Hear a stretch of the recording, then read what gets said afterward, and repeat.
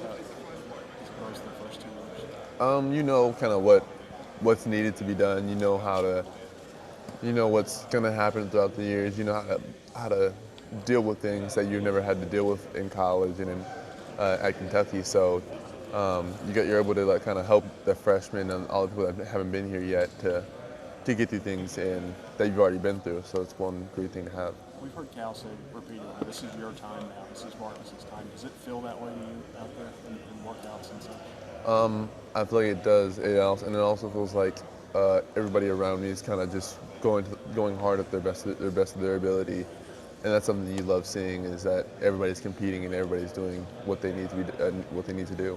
What are you working on personally? What's the biggest improvement for you need to make out there still? I mean, personally, you have to just be like a more well-rounded player as a basketball person, just in general, and that's something that we've all been working on. We've all been trying to get bigger and get better in body-wise and mentally-wise, and then we just try to play as much as possible so we can fill each other out.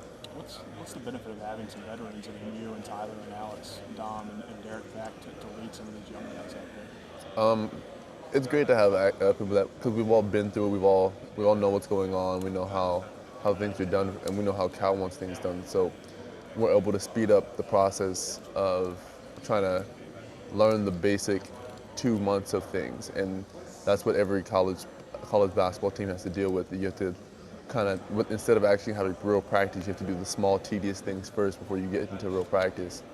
And we're able to kind of speed that up by teaching our freshmen and the people that haven't been here what to do, what not to do, and how to fix it quicker so we can get into our actual practice and start getting better. How much do you use your kind of personal experience to help those guys too, as a guy who was a big, highly worked-out recruit and had to battle for minutes the first 2 years as you go through it? It's great because they kind of see that nothing's really given to you, no matter how good you are. You have to battle for everything you want, everything you want to be, and that's kind of something that you have to learn at Kentucky. Because being at Kentucky, no one in the United States want to give you anything. They'd rather take everything away from you. So being here, you have to learn how to battle and take what you want and not sit there and hope it gets given to you. How long did it take you to learn that lesson when you came here? Was that something you caught on pretty quick, or was it a learning process? Just like everything else, it's a learning process, and people have different timelines of when you learn it, and that's kind of how it is.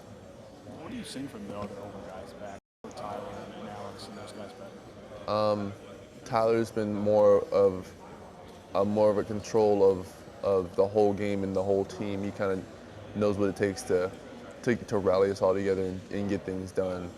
And Alex is just working so hard right now that it shows all of us how much it takes to do great things and to be really great.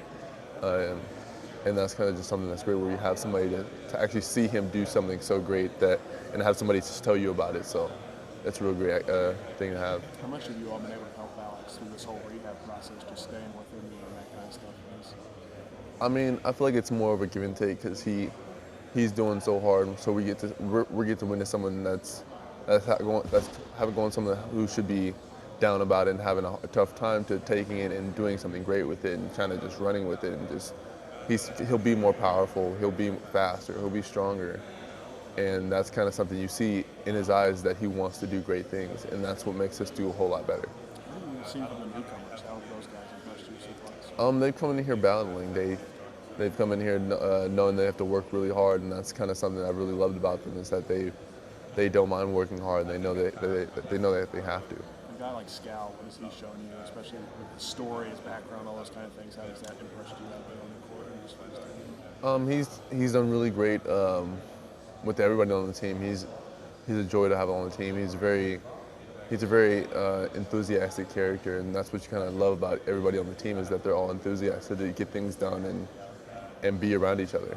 You got a Haitian and a couple Canadians and Australian in the locker room. Does the locker room feel like a little international flair now to it out there? I think it's great because we all get to learn about different I guess different people and how people are going and it's just you kind of blend together and see how each part of the world is, and you kind of can see how close we are and how easy it can be. How's going in the Hall of Fame next month? What is it like? You're going to play for a Hall of Fame I mean, he's gonna come into practice just like how he always has, and that's what you gotta love about it is that he's going to coach everybody the exact same how he always has. He's gonna he's gonna talk to you just the way he needs to talk to you, just because he knows what it takes to get there, and I think that's a really great accomplishment for him. What to you makes Cal a Hall of Famer? What about his He's career? not afraid to tell you what he wants to tell you, and I think that's what's great is that because some people are afraid to tell some people what they need to hear, and he's not afraid to say that. Let's talk so much about this positionless basketball thing this summer. Has he talked to you all about that too? How does this factor into his kind of new model and mindset out there? Say it again. Positionless basketball. This is his new thing where he's telling us where guys don't have positions anymore. Everybody's just out there on the court playing and how it works. I feel like that's how basketball started to mold into, Yeah. especially in the NBA where everybody's starting to look the same.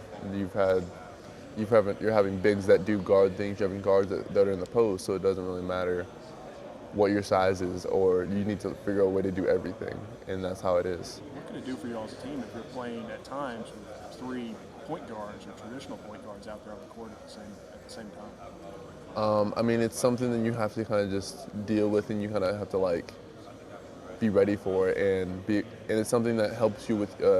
It helps you because you have to learn you have to change mentally, and you have to just like figure things out on the fly, and that's what really helps. If as successful as last year was, do you all have to adjust the expectations at all going into this? How do you deal with that at all, especially with these new guys you're kind of integrating into? I mean, expectations never change, especially for us returning players. We know how it feels to be where we want to be, so we have to kind of just push it on our I guess our freshmen and people that haven't been here because they don't really understand yet. So we have to emphasize how hard it's going to be to get there and how much it's going to take. So, and we're not going to let them on where we want to go. How much do you use those moments of getting so close to that title as kind of motivation? You always have it on the back of your head of what happened, and it's not totally a bad thing, but you have to rejoice on how we got there and the great things we did do. So that's kind of how you go through it. You have to take the good and the bad.